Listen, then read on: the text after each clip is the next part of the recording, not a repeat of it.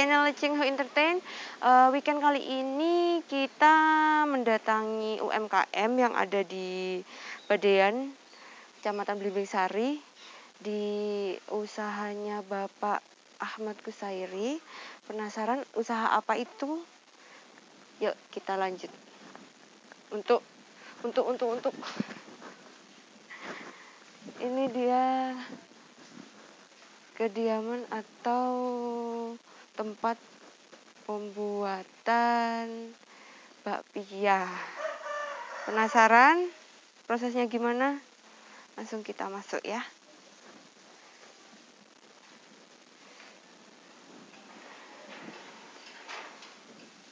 So, guys,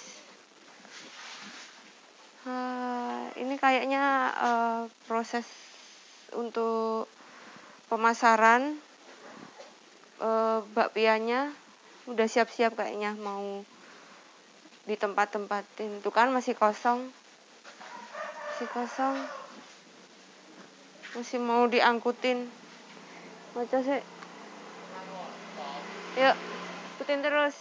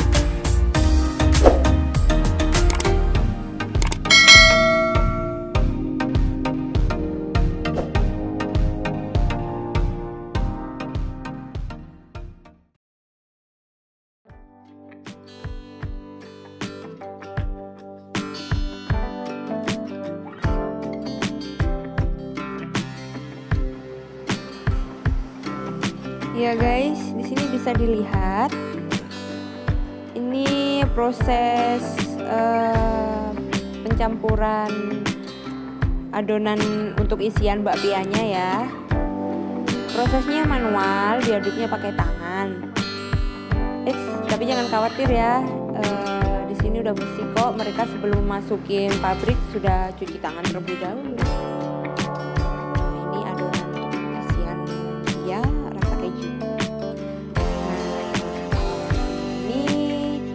Proses pembuatan adonan pakai mesin ya, adonan dari bakpianya sendiri. Prosesnya pakai mesin, karena kalau pakai tangannya nggak mampu, selil nanti.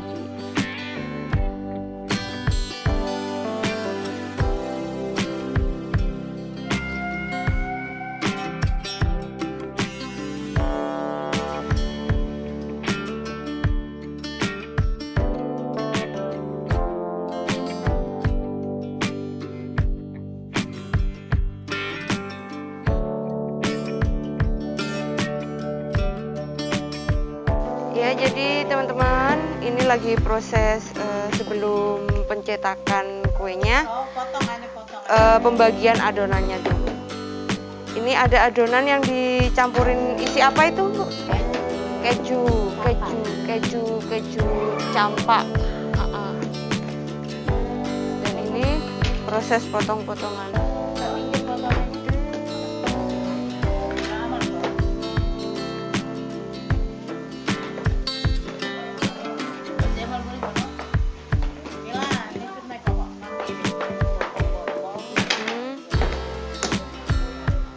Satu potongan ini bisa jadi berapa pia? Satu, saya kurang lah.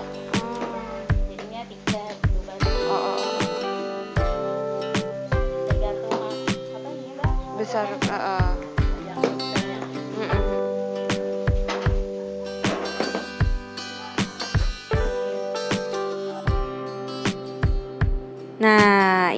hasil pembagian dari adonan kue pia tadi. Dilanjut untuk ke proses pembentukan dan pengisian dari bakpianya tersebut. Ini bisa kita lihat seperti ini pembentukan dan isiannya. Geprek-geprek guys.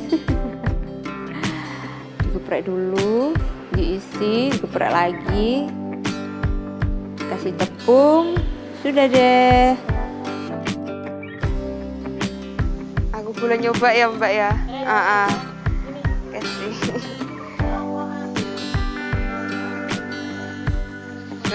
Aduh. Satu kali aja ya.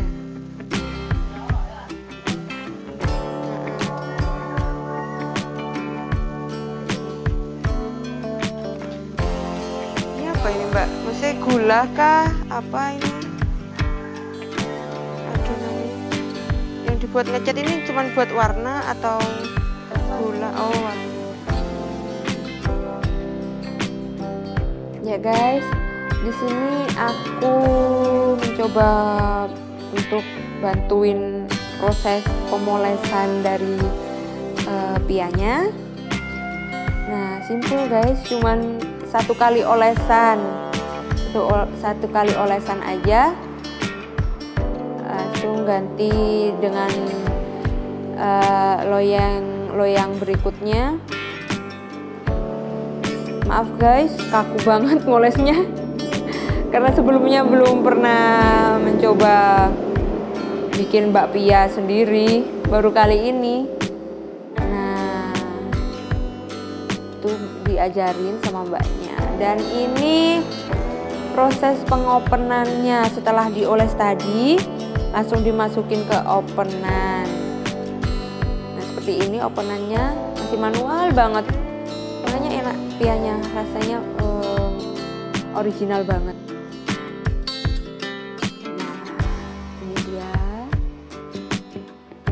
Pia yang dimasukkan ke dalam oven. Ini setelah terlihat agak coklat keemasan gitu, bisa langsung diangkat untuk proses pendinginannya. Ya, satu diangkat dulu. Nggak panas ya bapaknya, nggak pakai celemek. Sudah terbiasa. Nah, ini dia proses pendinginannya sebelum proses pengemasan, harus didinginin dulu guys. Nah, ini dia.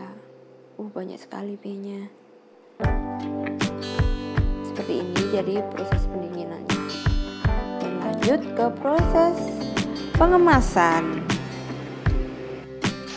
Jadi setelah di oven pianya, kita mulai proses pengemasan. Yuk kita gangguin mbak-mbaknya.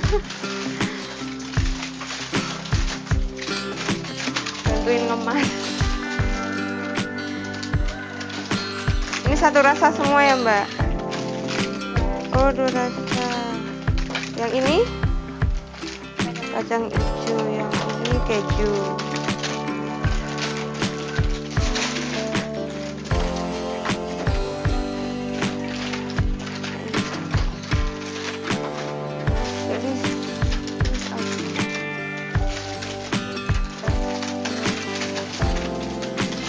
Bedain keju sama kacang hijaunya gimana? Dari sini ya kan kelihatan. Oh, keju ada kuning-kuningnya gitu.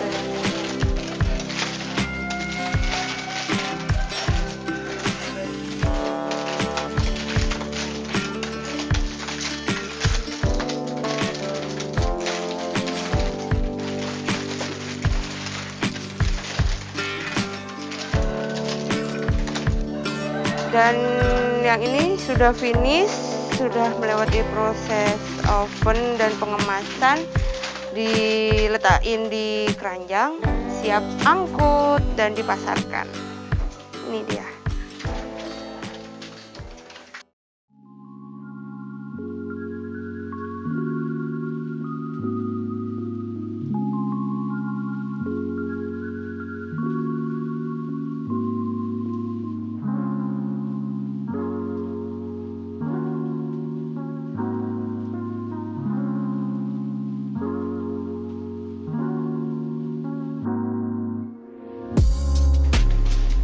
jadi lagi bantuin proses packing, pemasaran.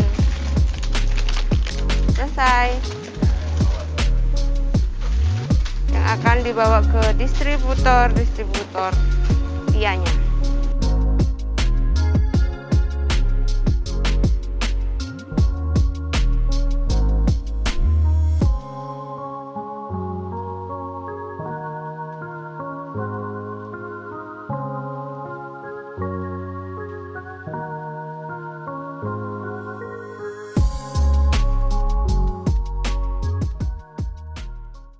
Setelah mengikuti proses dan melihat proses pembuatan pia, sekarang saatnya ngobrol dengan ownernya bakpia, dengan Pak Sairi. Oh, ini dia ownernya. Halo Bapak Kusairi. Ya, jadi saya sudah bersama Bapak Kusairi, owner dari bakpia Kurnia. Langsung saja kita sedikit tanya jawab. Iya Bapak Kusairi. Memulai usaha pianya ini dari kapan? Mulai kira-kira tahun 98 Mbak. 98. Ya, gitu. Masih kecil ya, saya masih umur 3 tahun. Sampai sekarang ya Pak ya? Sudah berapa tahun berarti? Ya, lebih dari 20 tahun lebih Mbak. 22 sudah. 22 tahun. Mulai anak saya TK Mbak, sekarang sudah lulus kuliah. Iya, 22 tahun guys untuk produksi pianya sendiri. Iya Mbak, ya. Kenapa bisa berpikiran usaha bakpia Pak? Kenapa enggak yang lainnya mungkin apa gitu? Ya, Mbak. Saya sudah beberapa kali dulu itu mencoba Mbak. Ya usaha pertama ya saya pernah di Telkom dulu di Bandung, di Bali perhotelan. Tapi ya saya inginnya terpanggil wira swasta Mbak, mengumpulkan tetangga pertama gitu Pak, membantu pemerintah dalam mensejahterakan rakyatnya gitu Mbak gitu. Yang merintis gitu.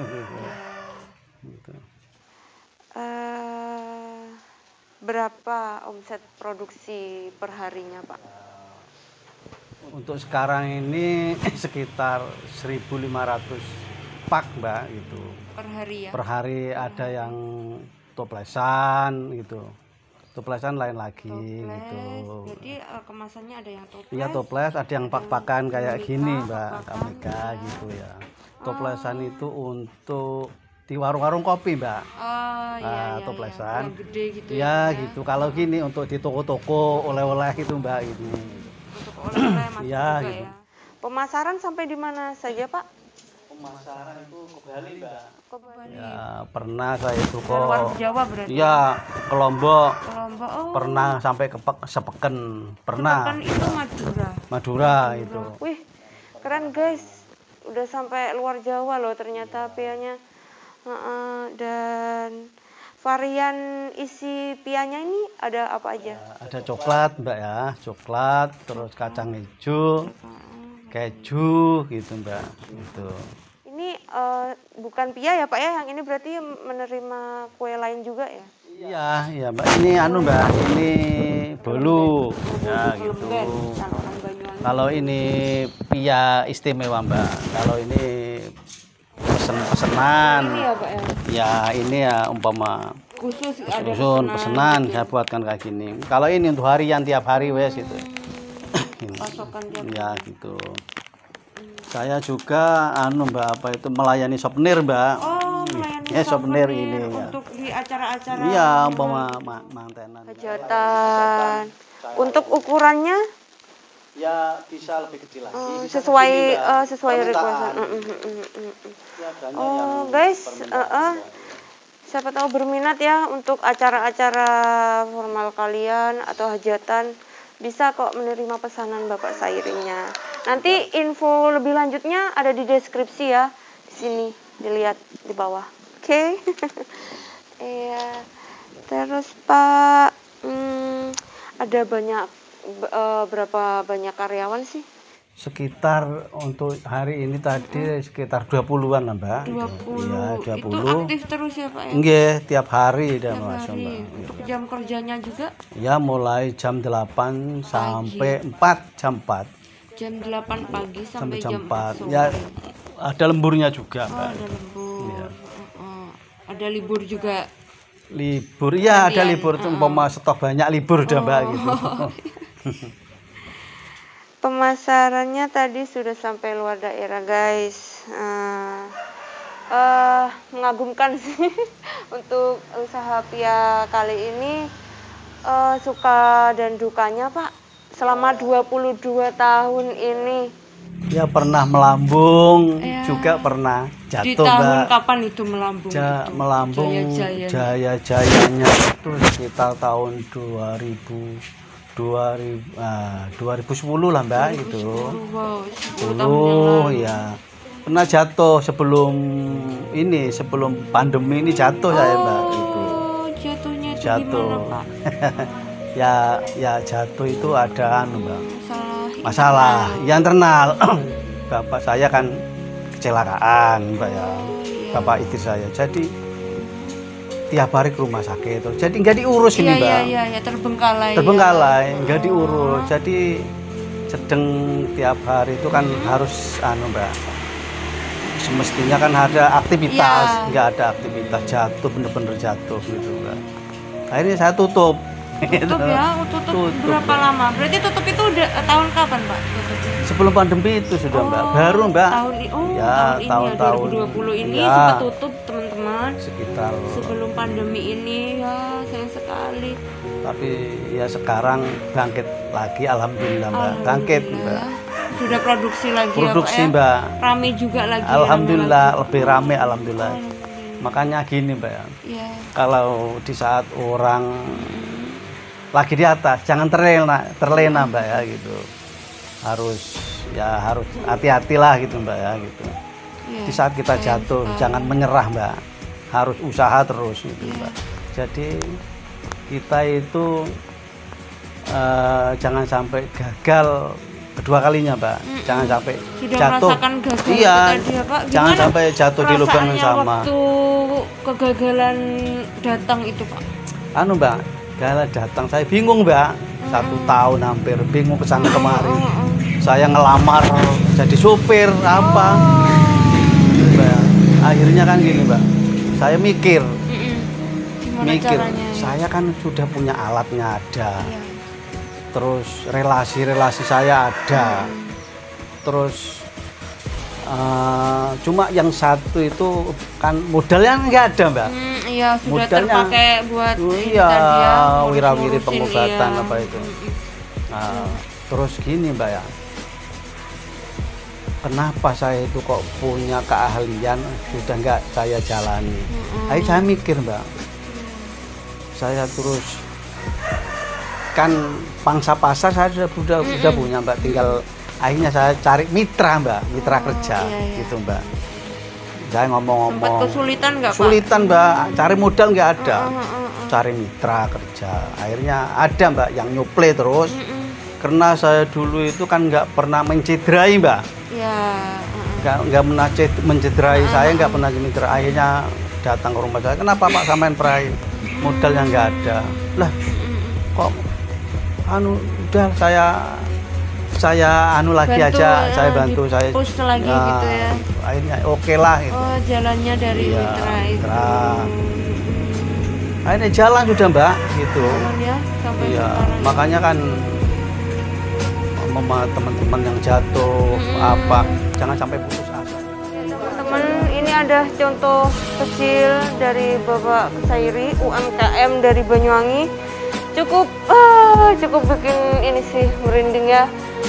Usahanya sempat jatuh, usaha puluhan tahun sempat jatuh di sebelum pandemi kemarin ini.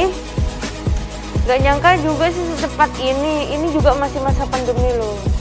Bisa bangkit lagi. Tapi alhamdulillah di saat perusahaan besar jatuh saya Iya. perangkat ya rame alhamdulillah Mbak. Musim pandemi ini rame Mbak. hampir nggak terasa Mbak gitu. Nyatanya kan jalan usaha saya gitu Mbak. Jalan alhamdulillah. Saya nggak nyangka. Saya pertama kan kok pandemi, saya kan Mbak ya, apa itu was-was ya, ragu apa bisa jalan. Nyatanya rame Mbak, nggak saya sangka-sangka Mbak. Alhamdulillah ya, dibalik jatuh tadi ya. Itu ada ya, makanya gini ya, harus ya kita itu ya usaha ya berdoa gitu Mbak ya. Kita ini kan ada yang maha Mbak, maha segalanya itu. Tuhan Allah itu harus jangan lupa sampai Mbak gitu.